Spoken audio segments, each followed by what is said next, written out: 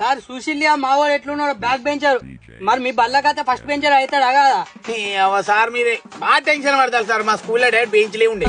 బాగా టెన్షన్ పడతారు సార్. మా స్కూల్లో డైరెక్ట్ బెంచ్లే ఉండే. డైరెక్ట్ కింద షాప్ వేసుకోండి. మళ్ళా ఎవరిని సంచాడు పట్టుకొచ్చుకోవాలి, ఎవరిని మెత్తాడు పట్టుకొచ్చుకోవాలి. ఒకవేళ నిద్ర వచ్చింది అనుకో సైడ్ పోయి మెత్తేసుకొని వండుకోండి. అది మన స్కూల్లో స్పెషాలిటీ. అది ఏ స్కూల్లో లేదు. వింటేజ్ ఓన్లీ వింటేజ్ స్టైల్ లోనే ఉంటుంది సార్ మన స్కూల్ స్పెషాలిటీ. అది మంచిగా ఉన్నది. మళ్ళీ అటు ఇటు పడదలు కట్టేవనుకో గుళ్ళించుకునేం కాదు. అమ్మ మన స్కూల్ స్పెషాలిటీ అది. అటు ఇటు పడదలు కట్టేవనుకో గుళ్ళించుకునేం కాదు. అమ్మ మన స్కూల్ స్పెషాలిటీ అది. సార్ మన స్కూల్ ఇంకోటి ఏంటిదంటే స్పోర్ట్స్ చాలా ఎంకరేజ్ చేస్తాం సార్. ఈ చదువులు గిదువులు అంతా పక్కకు పెడితే స్పోర్ట్స్ చాలా ఎంకరేజ్ చేస్తాం సార్ మేము. మా వానికి అదే కావాలి సార్. మా స్కూల్లో దొంగ పోలీస్ ఆట సార్.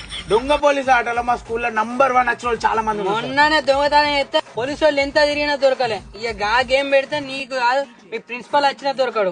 గా గేమ్ పెడితే నీకు కాదు మీ ప్రిన్సిపల్ వచ్చినా దొరకడు. మళ్ళీ ఇంకోటి ఏంటి తెలుసు సార్, కోతి కొమ్మ వేరే.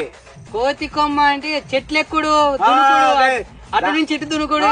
ఇక గట్లా అంటే రోజు రాత్రి మా వాడు ఎన్ని గోడలు దునుకుతాడో తెలుసా?